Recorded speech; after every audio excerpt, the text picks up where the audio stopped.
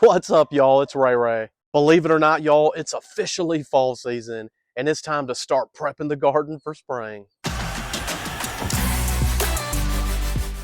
Welcome to RayRay's Garden, y'all. There's a ton of projects I need to get to before winter, but there's 3 things that I need to get done right now in this first half of fall to make my life so much easier come spring. Number 1, begin shutting down the beds. That means chopping up any vegetation that's left and starting to add all the things like compost and manure to get ready for next season. You know, I do sometimes add compost in the spring or even in the summer, but I try to do a majority of that right now in fall, and you'll see why in a minute. First thing I'm gonna do is remove all this old mulch so I can add the compost and whatnot and have that directly into the bed and not have that layer of mulch in between. That's not good. Then I'm gonna clear out any of the summer crops that are left, pull any weeds, chop down any vines and stuff like that. And then I'm gonna do basically a chop and drop right where it sits. I'm gonna add the compost, manure, or anything else I'm planning on using in here. I'm gonna spread everything out, make it nice and smooth, and then I'll add back that old mulch. I really wanna add a huge layer of mulch. Obviously the old stuff is not enough. I'm gonna look around to see what else I have. But what I try to do over like the next month or so is I take the mower and bag up and chop up any leaves, and I just keep adding that on all the beds until I have a nice 3 or 4 or even maybe 5 or 6 inch layer. Over the next few months, that's gonna break down and give us that black gumbo. Number 2, I'm gonna build any of the beds that I've been daydreaming about over summer, and I'm gonna try to get that done pretty soon. Building beds this time of year, even into winter, is such a good thing because whatever you add in there, compost, soil, manure, whatever, it has a chance to settle and break down and stuff like that. But way more important for me is if I can get those beds built now, that gives me that much more time in spring because I never have time in spring to build beds ever.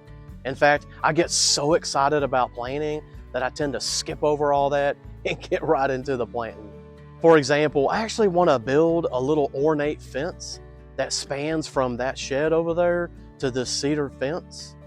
I want to have a couple of gates in it, one to get in the composting center and one to get into that firewood over there.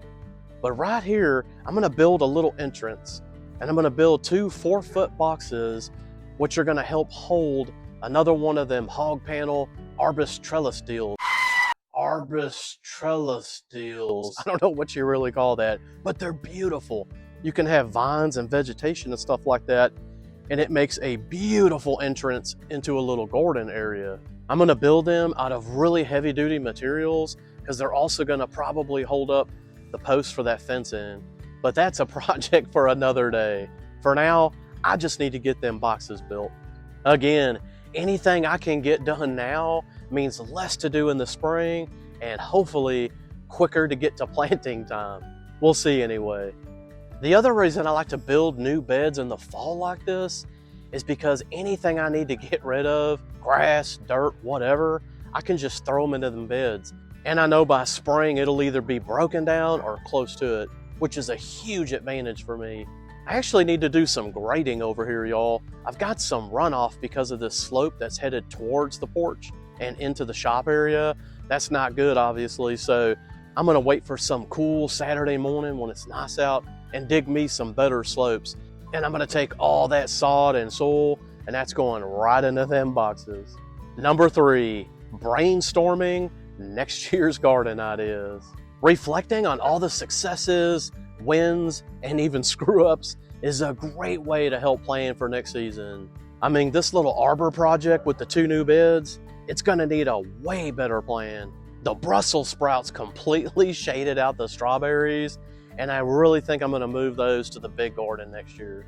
Now that I'm gonna have 4 big old beds over here, I'm gonna do something completely different. Like I said, I'm getting rid of them Brussels sprouts, moving them, but the peppers did really good here. I'm thinking about doing cucumbers on that trellis. I may turn one of them 4-foot beds into a little onion patch. But as I plan this out, I need to pay close attention to the shading issues, and I'll make a plan that incorporates all that. Pro tip, y'all, Get yourself a notebook and start documenting all the different things you do from year to year. You can even draw out prospective new beds or come up with really cool ideas. Having years worth of data though is definitely gonna help you to avoid issues like I got going on back here. Fall can be so important for your overall garden success. So don't sit back, guys. Take advantage of this cooler season and get some work done. What are you doing this fall in your garden to get ready for next season? Let us know in the comments. And if you found this helpful, y'all, like and subscribe. You also got time this fall to still get that garlic in the ground, y'all. So check out my how to grow garlic video if you need some help. Until then, RayRay out.